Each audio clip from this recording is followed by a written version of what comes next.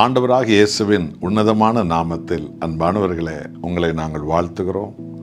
கிறிஸ்துவின் ஆவியை பெற்றுக்கொண்டவர்கள், கிறிஸ்துவுக்கு ஜீவனுள்ள வரைக்கும் பரிசுத்தமும் உத்தமும் உண்மையும் நீதியும் நேர்மையும் அன்பும் உள்ள சாட்சிகளாய் விளங்குவார்கள். ஆண்டவர் அப்படியாக உங்கள் ஒவ்வொருவரையும் அவருடைய ஆவியால் நிரப்புவாராக. பாவமானவைகளை விட்டுவிட்டு தேவனுடைய சமூகத்தை நாம் எல்லோரும் தேடும் பொழுது தேவன் தானே அவருடைய ஆவியால் நம்மை நிரப்ப ஒரு வல்லவராய் இருக்கிறார். யோவான் 20ஆம் அதிகாரம் வசனம் 22, 23 வாசித்து பாருங்கள். அவர்கள் மேல் ஊதி பரிசுத்த ஆவியை பெற்றுக்கொள்ளுங்கள். எவர்களுடைய பாவங்களை மன்னிக்கிறீர்களோ அவைகள் அவர்களுக்கு மன்னிக்கப்படும். எவர்களுடைய பாவங்களை மன்னியாதிருக்கிறீர்களோ அவைகள் அவர்களுக்கு மன்னிக்கப்படாதிருக்கும் என்றார். அல்லேலூயா. ஆண்டவராகிய இயேசு கிறிஸ்து பரலோகம் போவதற்கு முன்பு உலகமெங்கும் புறப்பட்டு போய் ஆண்டவர் இயேசுவை விசுவாசியுங்கள் என்று உலகம் முழுவதும் உள்ள ஜாதி மத இன பேதமின்றி எல்லா மக்களையும் கிறிஸ்து பக்கம் கொண்டு வந்து சேர்க்கிற மாபெரும் உன்னத ஊழியத்தை அப்போஸ்தலர்களுக்கு கொடுத்தார். ஆகவே ஆண்டவர் அவர்கள் மேல் ஊதி, இதைத்தான் ஆண்டவர் பரலோகத்தில் போய் இருந்து உலகத்தின் மேல் ஊத போகிறார். பெந்தேக்கோஸ்து நாள் என்று ஆவியானவர் இறங்கி வந்தது. கிறிஸ்துவே அந்த ஆவியானவர். 2 கொரிந்தியர் 3ஆம் அதிகாரம் 17ஆம் வசனம் சொல்கிறது, கர்த்தரே ஆவியானவர் என்று சொல்லி. ஆமென் அன்பானவர்களே, கர்த்தர் ஆவியாய் இருக்கிறார்.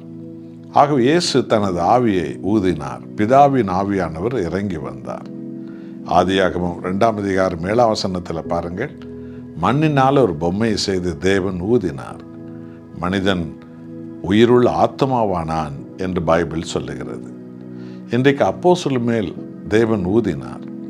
அவர்களுக்குள்ளே பாவத்துக்கு ஆத்மா செத்து இயேசு ஊதினதினாலே அவர்கள் உயிர்ப்பித்தார்கள். இதே போலத்தான் இன்றைக்கு நம்மேலும் தேவன் ஆவியானவர் இறங்கி வருகிறார். ஆண்டவர் இயேசு நம்ம எல்லோரும் மேலும் ஊதுகிறார். ஆவியானவர் பெற்றுக்கொண்டதனுடைய விளைவு என்ன? நமக்கு பரிசுத்த இதயம் வந்துவிடும். நமக்கு பரிசுத்த சிந்தை, பரிசுத்த எண்ணம், சமாதான எண்ணங்கள் வந்துவிடும்.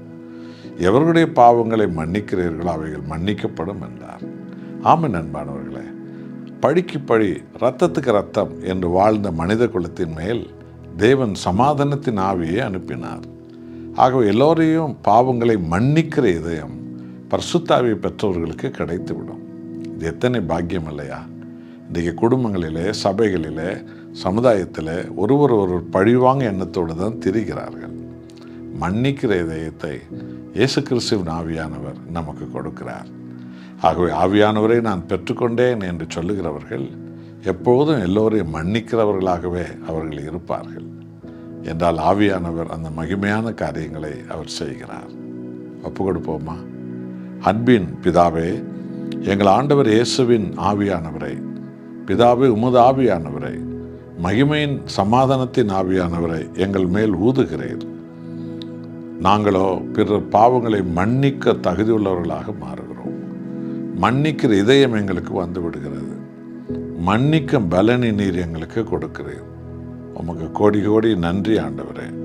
பழிக்கு பழி, இரத்தத்துக்கு இரத்தம் என்று பழிவாங்க துடிக்கும் இந்த உலகில மன்னிப்பின் ஆவியானவர், இயேசுவின் ஆவியானவர், சபைகளிலே மன்னிக்கும் ஆவியானவர் எங்களுக்கு வர வேண்டும். அப்படியே செய்யுங்க. இயேசுவின் நாமத்தில் பிதாவே, ஆமென்.